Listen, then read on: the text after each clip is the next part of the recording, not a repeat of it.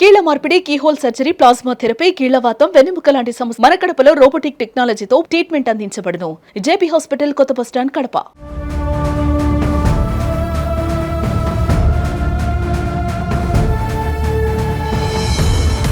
Municipal corporation high స్కూల్లో main high స్కూల్లో గంట మోగింది. ప్రతి ఒక్క టీచరు వారి విధులకు వచ్చారు.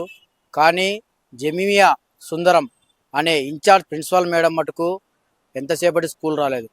ఏమని ప్రతి ఒక్కరు గ్రూప్ చూస్తే ఆమె గ్రూపులో కొన్ని మెసేజ్లు పెట్టింది.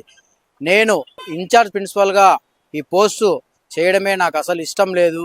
నాకు పని ఒత్తిడి ఎక్కువ ఉంది. నాకు తోటి ఎంప్లాయీస్ కూడా నాకు సహకరించట్లేదు. నాకు చాలా ఇబ్బందిగా ఉంది. నా భర్త కూడా నాకు సపోర్ట్ చేస్తారనుకుంటే ఆయన కూడా కొద్దిగా సపోర్ట్ చేసి చేయనట్టుగా ఉన్నారు. నాకు ఈ స్కూల్ బాధ్యతలు నాకు వద్దంటే అప్పగించారని చెప్పి కూడా ఆమె ఈ వాయిస్ రికార్డులో వాపోయిందని మనకు సమాచారం అందుతుంది. ఏదైనప్పటికీ ఈ మున్సిపల్ కార్పొరేషన్ స్కూలు చాలా వివాదాలకు కేంద్రంగా నిలిచేది. గతంలో ఇక్కడ ఉన్న ప్రిన్సిపల్ను కూడా సస్పెండ్ చేసిన పరిస్థితి. ఎందుకంటే ఇక్కడ స్ట్రెంత్ ఎక్కువ ఉంటారు పిల్లలు, దాదాపు 1300 మంది పిల్లలు ఉంటారు. వీళ్ళని కంట్రోల్ చేయాలంటే, ఎందుకంటే ఏ ఒక్క చిన్న ఇష్యూ వచ్చినా హెడ్ మాస్టర్ మీదికి వస్తుంది. అందులో హెడ్ మాస్టరే దీనికి బాధ్యత వహించాలి. కాబట్టి ఇక్కడ ఎవరన్నా ఉండాలంటే చాలా సాహసించాలని చెప్పవచ్చు. ఎందుకంటే 1300 మంది పిల్లలను కంట్రోల్ చేయాలంటే ఇది చాలా సాహసంతో కూడిన విషయం అని చెప్పవచ్చు. ఎందుకంటే రీసెంట్గా మనం చూసుకున్నట్టయితే ఇక్కడ స్మార్ట్ కిచెన్ పెట్టారు. ఈ స్మార్ట్ కిచెన్ పెట్టడం వల్ల ఇక్కడికి ఉప ముఖ్యమంత్రి పవన్ కళ్యాణ్ కూడా వచ్చి ఈ స్కూల్ను విజిట్ చేశాడు.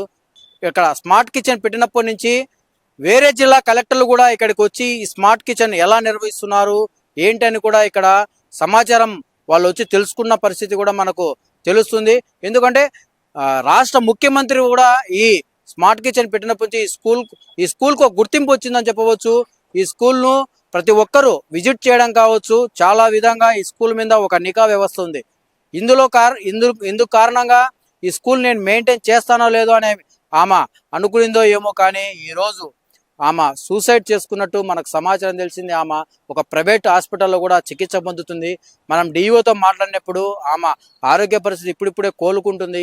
ఆమెకు ఎటువంటి ఇబ్బందులు లేవని డాక్టర్లు కూడా చెప్పారని చెప్తున్నారు. ఏదైనప్పటికీ ఈ మధ్యకాలంలో మనం చూసుకున్నట్టయితే ఎంతో ఉన్నతమైన పోస్టులో ఉన్న వాళ్ళు కావచ్చు, ఉన్నతమైన జాబులు చేసుకున్న వాళ్ళు కావచ్చు, కొన్ని కారణాల వల్ల ఆత్మహత్యలు చేసుకుంటున్నారు. ఇది చాలా బాధాకరమైన విషయము. అసలు సొసైటీలో ఏం జరుగుతుందని చెప్పి కూడా చాలా మంది చర్చించుకుంటున్న పరిస్థితి. ఇన్ఛార్జ్ హెడ్ మాస్టర్ అంటే ఆమె ఆశామాషగా ఉండదు. ఆమె ఎంతో మంది విద్యార్థులు చూసి ఉండొచ్చు, ఎన్నో ఒదిదుడుకులు చూసి ఉండొచ్చు. అయినప్పటికీ ఈరోజు ఆమె ఎందుకు ఈ పోస్టును నేను నిర్వహించలేనని చెప్పి ఆమె ఫీల్ అయిందో ఏమో, కానీ మొత్తానికి సూసైడ్ వరకు వెళ్ళింది. మనం ఇప్పుడు ప్రజెంట్ స్కూల్ దగ్గర ఉన్నాము. ఈ స్కూల్ అంటే ఇక్కడ చాలా మందిని మనం అడిగినప్పుడు ఏం చెప్తారంటే పిల్లలు చాలా వరకు కంట్రోల్ ఉన్నారు సార్. ఎందుకంటే 1300 మంది అంటే ఎక్కడ ఉండరు, ఒకరు గేట్ దగ్గరకు వచ్చి సతాయిస్తారు, బయటికి వెళ్ళాలంటారు. ఇక్కడ ఎంత కంట్రోల్ చేసినప్పటికీ ఏదైనా ఒక దెబ్బ కొడితే ఇమీడియట్లీ పేరెంట్స్ రావడము, ఇక్కడ ఇష్యూ చేయడం జరుగుతుంది. ఇక్కడ మాకు కూడా కంట్రోల్ చేయాలంటే ఇప్పుడున్న పరిస్థితులలో ప్రతి ఒక్క చిన్న విషయానికి కూడా ఇక్కడ కాంట్రవర్సీ అవుతుంది. కాబట్టి కంట్రోల్ చేయలేని పరిస్థితి. అయినప్పటికీ ఆమె ఏమనుకున్నారో ఏమో, విధులు నిర్వహించడంలో చేస్తానో చేయలేని అనుకున్నారేమో, ఇప్పుడు ఆమెకు ఆ పరిస్థితి వచ్చింది. ఏదైనప్పటికీ మనం కూడా ఆమె కోలుకోవాలని కూడా కోరుకుంటున్నాం. మొత్తానికి ఆమె కొన్ని ఆడియోలు రిలీజ్ చేసింది. ఇప్పుడు అది చాలా కాంట్రవర్సీ అవుతుంది. ఆమె ఆడియోలలో కూడా చాలా వరకు చెప్పేది, ఆమె చాలా వరకు డిస్కస్ చేసింది. నాకు వద్దంటే ఈ పోస్ట్ ఇచ్చారు, నాకు చాలా సఫర్ అవుతున్నారు, నా భర్తను కూడా నేను చూసుకోవాలని చెప్పి కూడా ఆమె ఈ వాయిస్ రికార్డులో చెప్పిన పరిస్థితి. మొత్తానికి ఆమె ఆరోగ్య పరిస్థితి కోలుకొని ఆమె వచ్చి మాట్లాడేంత వరకు మనకు పూర్తి స్థాయిలో క్లారిటీ రావాల్సిన పరిస్థితి ఉంది.